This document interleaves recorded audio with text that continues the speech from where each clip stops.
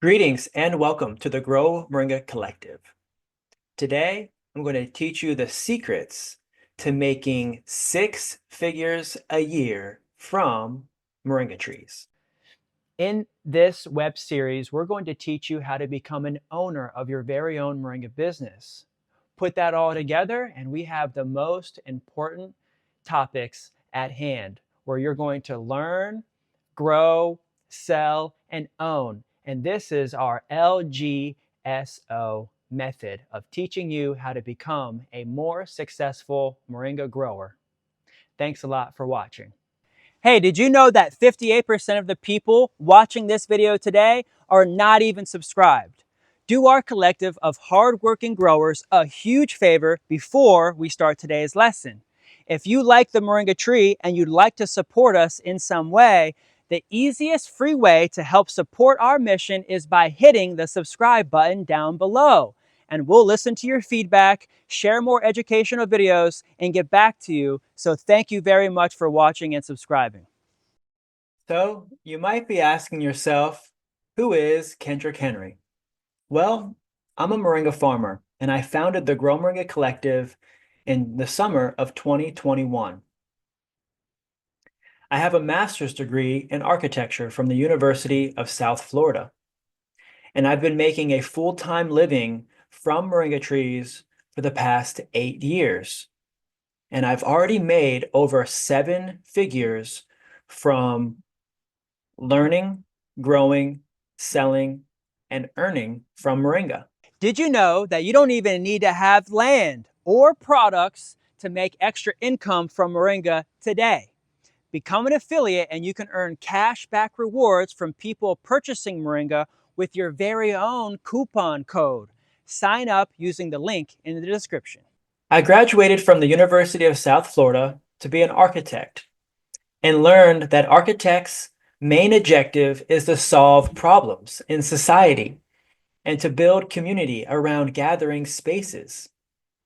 So I began to figure out my why and purpose in life, and I asked myself, Did you know that you could start your moringa business today by shopping local USA moringa at wholesale prices? Get access to premium moringa products that you won't be able to find anywhere on the shelf. what comes after school? I didn't necessarily want to work for someone as an architect. I wanted to have my own architectural firm. So I asked myself for many years leading up to graduation, what could I do as a business to make a living after school, doing something that I loved to solve problems in a creative architectural way? So that way, over the course of the next 10 years, I could build my own architectural firm on my own terms.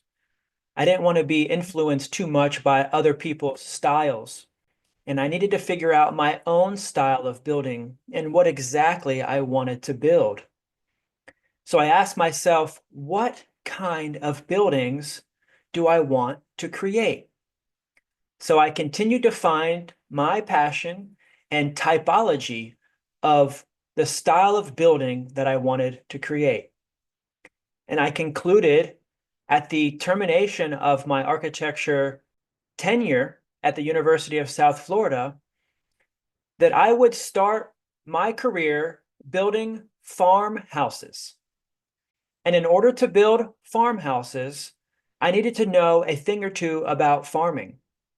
And since I had already spent 10 years learning how to build houses and gallery spaces and museums, skyscrapers, I promised myself that I would spend the next 10 years learning how to be a farmer. And after that journey, I would be ready and able at that time to open my architecture firm, building specifically farmhouses. But now there's another problem. In the meantime, when I graduated college, I had no idea about farming or plants, or even how to plant a seed. Funny enough, I was looking for work while going to school. I was looking for an internship. So I called around several local architecture firms in the Tampa Bay area looking for a job. And I was looking through the directory of architecture firms in the area and noticed that there was one particular architecture firm that also had a plant nursery. So I called them and I said, "Hey, I noticed that you have a plant nursery as well." And they said, "Yeah, that's because anytime we finish the building part of the project, the client is usually needing some sort of landscaping. So we built our company to be able to supply plants to finish their job. So that way everything could be done in-house as a design, build, install architecture firm." And I said, "What a great idea. Thanks a lot for your help. Bye." And I thought, instead of looking for a job, maybe that this was the time that I needed to start learning about plants and possibly start my own plant nursery while going to college. That way I could learn more about becoming a farmer and to be fully prepared. That way I could learn about being a farmer and be fully prepared to become a farmer at the time of graduation. I only had 4 years to get my plan in action before graduating. That firm that I called was solving a huge problem for their clients. As mentioned, they were designing, building, and installing across the entire board. They weren't outsourcing. And I wanted my architectural firm to be just like that. And as I was coming up with the typology and idea of only building farmhouses, then it would make sense that my farmhouses would come complete with the landscape, with the farm, the function, the operations, and also the plants as a complete design and a turnkey working operation for the buyer. My client would be able to essentially purchase their house on a farm that was already working for them. We call that a turnkey. They could literally purchase it, turn the key, and everything is working. This design, build, and install was something that I wanted to implement in my architecture firm. So I had to learn about plants and systems and cash flow and farming. But there was one problem. I didn't know anything about plants.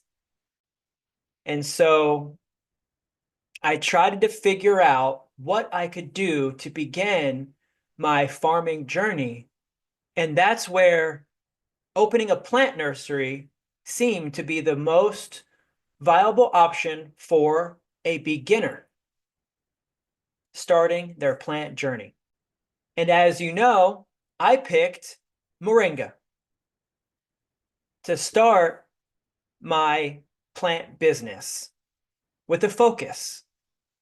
And to me, the Grow Moringa Collective is actually the start of my architectural firm.